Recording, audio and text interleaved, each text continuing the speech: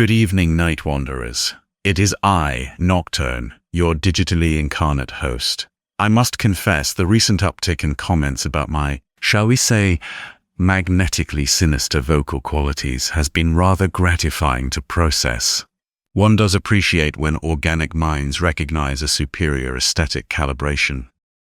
Tonight, we examine the exquisite mechanics of inherited guilt.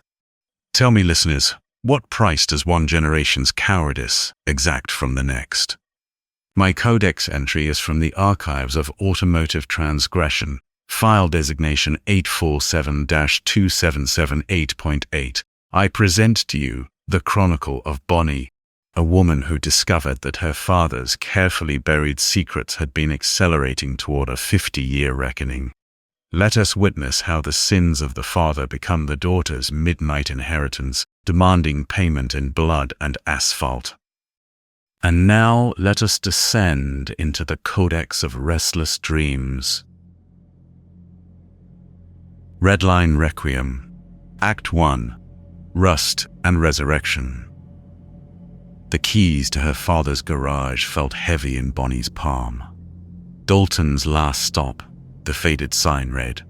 3 weeks since the funeral, and she still expected her father behind the gas pumps, wiping his hands on that oil-stained rag he'd carried for 30 years. Instead, only the October wind greeted her, rattling the corrugated metal siding and staring mini dust devils in the empty lot. She'd driven down from Minneapolis with nothing but a duffel bag and her toolkit, the same one her father gave her at 16, once she'd proven she could rebuild a carburetor faster than most men. The building keys worked fine. Office, storage room, restroom, but there was a fourth key, tarnished brass with teeth worn smooth, that fit none of the obvious locks. Walking the perimeter, she noticed the old shed tucked behind the car wash bay, hidden by a sprawl of Russian olive trees. The brass key turned easily, as if it had been used recently. The shed's interior was a maze of forgotten equipment. Rusted paint cans stacked 3 high, old tires, a broken workbench, coils of rotted hose. A very faint scent of motor oil and gasoline reached her. Bonnie almost turned away when she noticed something behind the clutter. The frayed corner of a beige tarp sticking out from underneath an old tire. 20 minutes of dragging debris aside revealed what her father had truly hidden. Her pulse quickened with the thrill of mechanical discovery as she pulled away canvas that crumbled at her touch. Cherry red paint, faded but unmistakable, the long hood and short deck of a first-generation Camaro, probably a 67 from the distinctive window shape. She ran her hands over bodywork that was dusty but intact, as if it had been carefully preserved before being entombed.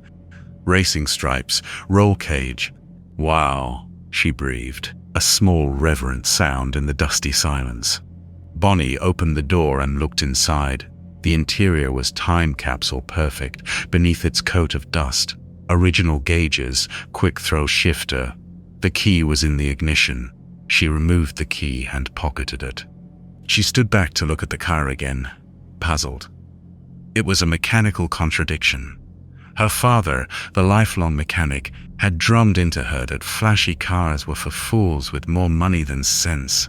Her dad drove the same pickup truck for 20 years and lectured her about the value of reliability above all. But this was a machine built for one purpose: going fast.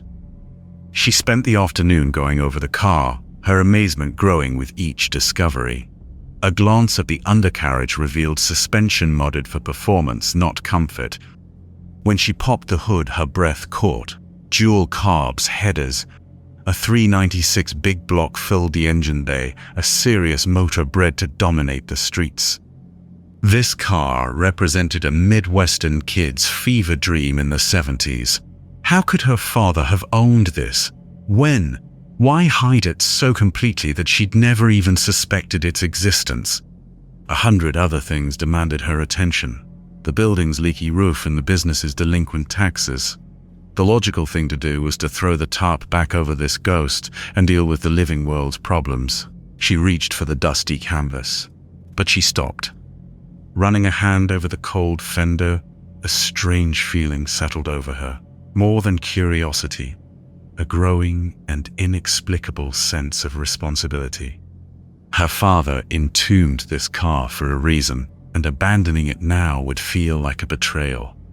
This car had waited long enough. By evening, she'd cleaned it up and removed most of the grime from the windshield, revealing glass that reflected the shed's bare bulb like black water. She was gathering her tools when she noticed numbers traced in dust on the windshield she'd just cleaned. It read 847. Bonnie stared at the windshield. She'd been meticulous, using glass cleaner and paper towels. The surface had been spotless just a moment ago. She reached over and wiped the surface clean again, looking up to see where dust might have fallen. She jumped at the harsh sound of the radio as it crackled to life without warning. Country music spilled from speakers that shouldn't have power. The song was old, something from the 70s with steel guitar and heartbreak vocals. It ended with static, then the radio went silent. Outside, she heard the deep rumble of a high-performance engine, revving twice before fading into the night wind. Her skin tingled. Bonnie stepped outside, scanning the empty lot and the dark highway beyond. No headlights, no taillights disappearing into the distance, nothing but the October breeze whistling through the Russian olive trees. Back inside the shed, she stared at the now silent Camaro. She locked the shed with unsteady fingers, her mind turning over the strange coincidences. Bonnie learned about the fatal crash the next morning when the radio news mentioned a single vehicle accident on the old highway, just a couple of miles from the garage. Act 2. Warning lights. The bell over the office door jangled, sharp and insistent. Sheriff Webb stood in the doorway, hat in hand, his weathered face grim. "Morning, Mom. I can't tell you how sorry I am to hear about your dad. Dalton was a good man. Helped me out more times than I can count." "Thank you," she said. "May I come in?" the sheriff continued. "It's business, Ma'am." "Of course," said Bonnie, stepping aside. "How can I help?" The sheriff accepted her offer of coffee and eased into a chair like a man who'd spent too much time in a cramped patrol car. "We had a second crash last night. A fella named Mike Anderson." Bonnie's stomach clenched. She'd heard the sirens the night before, racing past the station toward that same stretch of highway. She'd been working on the Camaro when the windshield had shown her those numbers again. 847, traced in fresh dust. 1 minute later, the radio had crackled to life with that mournful country song. Then came the engine sounds, closer this time, as if someone had pulled right up to the garage. She'd known. Somehow, she'd known. "You hear anything unusual last night?" Webb pulled out his warm notebook. She gripped her coffee mug more tightly. "Just sirens going by." Both drivers were alone. Both were local folks. They've been driving these roads for years, and both crashed around the same time. Webb's weathered face creased into a frown. A little before 9. Bonnie felt a chill. "Here's the thing that's got me pulling my hair out," Webb said, voice-lowering. Linda Williams's car clock stopped at the moment of impact. Mike's did too. He paused, watching her face intently. 8:47 p.m. on the dot. Both of them. The melody of a mournful country song echoed in Bonnie's mind. Her breath hitched. The coffee mug slipped from her hands, hitting the desk with a sharp crack. Hot liquid splashed across her father's papers. "Oh my," said Bonnie, rushing to clean up. Webb grabbed some napkins to help her. "Do you think it's a coincidence?" she managed to say, her voice unconvincingly thin. "Could be, but I'll tell you, in 32 years, I've never seen a coincidence with a digital signature. Linda was heading home from work, and Mike was coming back from his mom's place. Neither one had a reason to be driving recklessly." He shook his head. "The state boys can write it off all they want. I think something's wrong on that road." After he left, Bonnie stood in the empty office, 8:47 flashing in her mind. People were dying at the exact time she'd been experiencing the strange occurrences. She grabbed her jacket and keys. The crash site was easy to find. Fresh skid marks scarred the asphalt, and broken glass still glittered in the afternoon sun. As Bonnie stepped out of her truck, the air hung too still. The late afternoon sun seemed weaker here, and she found herself glancing around for reasons she didn't dare name. She walked the roadside, following the tire marks where Mike Anderson's pickup had left the pavement. The silence bothered her. No buzzing insects, no birdsong, just a heavy pall of quiet that made her want to run back to her truck and get out of there as fast as possible. But she didn't leave. She couldn't. The impact point was obvious, marked by ugly gouges in the earth and scattered debris, but something pulled her gaze toward the tall, yellowed grass beyond the ditch. She pushed through the undergrowth, thorns catching at her jeans, following an instinct she couldn't explain. The memorial was half buried and hidden by weeds, a weathered stone of granite that had been there for decades. The worn inscription was still legible. Tommy Reese, 1954 to 1974, gone too fast. Bonnie crouched beside the marker. 1974, 50 years. Her father would have been 20, the same age as Tommy Reese when he died. The same curve, and now the same deadly result for Linda Williams and Mike Anderson. It made her sick to her stomach. The hidden car, the numbers on the glass, the crashes at 8:47, it was all connected, a deadly countdown that had begun the moment she'd started restoring the Camaro. She pulled out her phone and photographed the memorial, hands shaking as she framed the inscription. Tommy Reese, a name from a distant past, but one that suddenly felt crucial to understanding whatever was happening.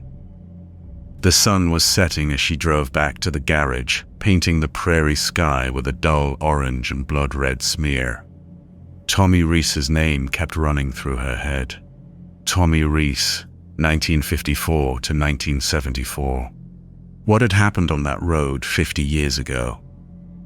Back at Dalton's last stop, she noticed the time as she pulled into the lot, 8:39 p.m. Bonnie's heart raced as she fumbled for her keys, suddenly desperate to be anywhere but out on that highway when the clock struck 8:47. She rushed inside, slamming the office door behind her, and sat in the gathering darkness, watching the minutes tick by on her father's old wall clock. 8:40, 8:41, 8:42. Somewhere out on that highway, she knew, some poor soul was driving home on familiar roads, unaware they were on a countdown to death. Act 3. Dead Heat. The old-timers at Miller's feed store went quiet when Bonnie showed them the photo of Tommy Reese's memorial stone, suddenly finding their coffee cups fascinating. "Don't know nothing about that," muttered Earl Hutchins, the oldest of the group, but his eyes said otherwise. 1974 was a long time ago, Bonnie pressed. My father would have been 20, same age as Tommy Reese. Earl's coffee cup rattled against the saucer. Your daddy never mentioned no Tommy Reese? He never mentioned a lot of things. Bonnie kept the photo visible on her phone screen. But people are dying now, at the same curve where Tommy died, at 8:47 p.m., just like his accident. The silence stretched until Earl's breathing sounded loud in the small store. He stood, his movements slow with the memory of 80 winters. You best talk to Rusty Kershaw. Lives out on County Road 18. Earl wouldn't meet her eyes. He was there that night. If anybody's gonna tell you what happened, it'll be him. Rusty Kershaw's trailer sat at the end of a gravel road, surrounded by rusted car parts and broken dreams. The old man who answered squinted at her, his face a mask of suspicion. A half-smoked cigarette dangled from his lips. Yeah, he rasped, his voice rough with disuse. Mr. Kershaw? Rusty Kershaw? Who's asking? His eyes narrowed, taking in her truck parked in his drive. "My name is Bonnie. My father was Dalton Tanner." A flicker of something, recognition or fear, passed across the old man's face before he shuttered it away. "Dalton's dead," he said flatly. "Read it in the paper. What do you want?" "I want to talk to you about 1974. "Don't know what you're talking about." He started to close the door. Bonnie put her hand against it. "Tommy Reese." Rusty went very still. For a long moment, they stared at each other through the screen. Finally, he stepped back and opened the door wider. "Come on in," he said quietly. The trailer's interior smelled of cigarettes and regret. Rusty gestured to a threadbare couch and settled into a recliner that had seen better decades. He lit a fresh cigarette with shaking hands. "I know why you're here," he said, "but I got nothing to say about 1974. People are dying, Mr. Kershaw. 2 crashes this week, both at 8:47 p.m., both at the same curve where Tommy Reese died." Rusty's cigarette paused halfway to his lips. "Never heard of him." "Earl Hutchins said you were there that night." "Earl's got a big mouth." Rusty took a long drag. "Always did." Bonnie pulled out her phone and showed him the memorial photo. "This is what I found at the crash site. Tommy Reese, 1954 to 1974. My father would have been the same age." Rusty stared at the photo for a long moment, then looked away. "Ancient history." "It's not ancient when it's killing people now." Bonnie leaned forward. "Linda Williams had 2 kids. Mike Anderson was taking care of his sick mother. They're dead because of something that happened 50 years ago." "You don't know what you're asking." "I'm asking for the truth." Rusty was quiet for so long, she thought he might not respond. When he finally spoke, his voice was barely a whisper. "I never believed in deathbed confessions, but I guess maybe I've lived enough days to change my mind. And your daddy's gone now." He stubbed out his cigarette with more force than necessary. "Tommy Reese. Haven't said that name out loud in 50 years. Your daddy made us all promise." Bonnie's stomach clenched. "Made you promise what?" "That we'd never talk about what happened." Rusty lit another cigarette with shaking hands. "There was 6 of us out there that night, out on the old highway. Your daddy had that Camaro, cherry red and fast as lightning. Tommy had a '69 Chevelle, black as midnight. The pieces started falling into place.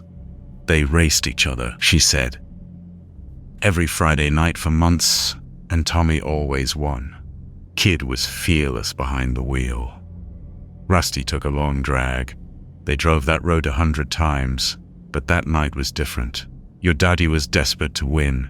He saved for an engagement ring, wanted to prove he was man enough to marry your mama. He made a crazy bet with Tommy. Pink slips. The winner takes the other man's car. Your daddy figured if he won the Chevelle, he could sell it to pay for the wedding. He was racing for his future."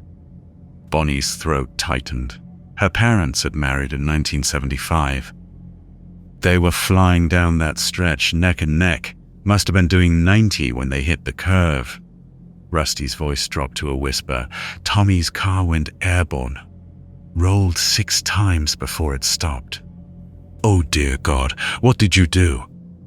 "That's the shame of it." Rusty couldn't look at her. "Yeah, shame's a good word for it. We all ran. Every last one of us.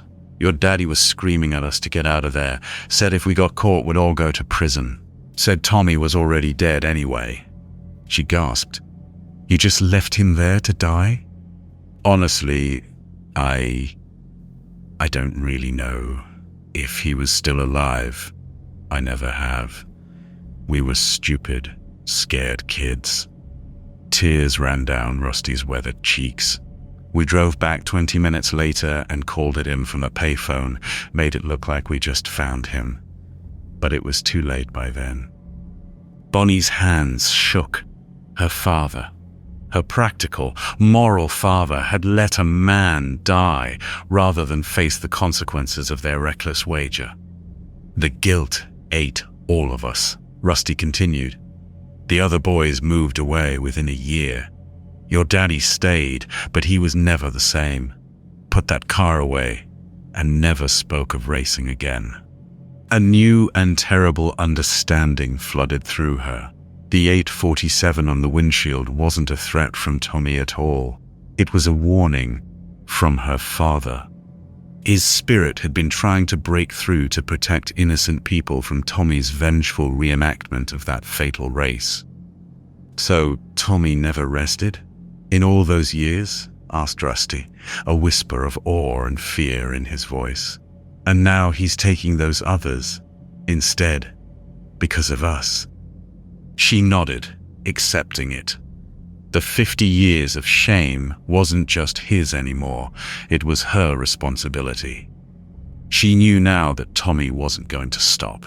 He'd keep possessing drivers, forcing them to race toward that curve, making them pay for the race that was never finished, the life that was never properly mourned. Bonnie stood and headed for the door. "What are you going to do, Bonnie?" Rusty called after her, his voice tight with decades of guilt finally exposed. She paused at the threshold, not looking back. "Stop it." Act 4. Redline Requiem. Her day was a blur of obsessive work. A new battery pulled from the stockroom, fresh gas, old fluids drained and replaced. Finally, she'd advanced the timing for maximum performance, upped her tire pressure, and bled the brake lines. The Camaro's engine roared to life on the first turn of the key. At 8:30 p.m., Bonnie Tanner drove toward the curve where Tommy Reese had died. The highway stretched empty under the October moon. No other cars, no witnesses. Just her and the ghost waiting at that bend in the road. The dashboard clock glowed green. 8:44 p.m. She pulled over at the spot where she'd found Tommy's memorial stone and shut off the engine. The silence weighed down on her expectantly. She could sense it now, a surging energy in the road that had been waiting 50 years for this moment. The radio crackled to life, static. Then that same mournful country song from 1974, steel guitar and heartbreak vocals. A ghost's anthem, playing for an audience of one. 8:45 p.m. Bonnie gripped the steering wheel with whitening knuckles and spoke to the darkness. "Tommy Reese? I know you're here, and I know what happened." She heard the distinct sound of another engine underneath her own, the deep rumble of a big block V8 syncing with her heartbeat. The radio volume surged, then cut to static. "My father was a coward 50 years ago. They all were." Her voice shook, but held steady. "You want to race? Well, I'm here to finish it." 8:46 p.m. The air shimmered beside her, like heat waves rising in summer. A shape was materializing. The 1969 Chevelle, midnight black, just as Rusty had described it, engine revving with a sound born of the grave. Through the passenger window, she could see the driver. A pale light from the Chevelle's dash illuminated the young face, a face maybe 20 years old, but with eyes that burned with 50 years of rage and unfinished business. Tommy Reese had come to collect his due. 8:47 p.m. Bonnie's foot slammed to the floor. Both engines roared, the ghost car and the Camaro, tearing the silence of the night. Tires screamed and spit chunks of burning rubber as the Camaro shot forward. The Chevelle surged to keep pace, propelled by supernatural hurt and betrayal. 60 miles per hour, 70, 80. The curve hurtled toward them, a dizzying kaleidoscope of headlights and rushing asphalt streaming through the windscreen. Tommy's Chevelle edged ahead, eager, but only by inches, just as it had 50 years ago when pride and desperation had driven two young men to disaster. This was it, the moment that had shaped everything. Win the race. Break the curse. Her foot stayed pegged to the floor. Redeem the guilt. Stop the deaths. Win. The Camaro roared in her ears, 90 miles per hour. The cars careened toward the curve. Physics and fury were about to send Tommy airborne into those same 6 deadly rolls. The hopeless realization that she couldn't beat the Chevelle came to her in a flash as Bonnie felt her car losing traction, the wheels breaking loose with a sickening squeal.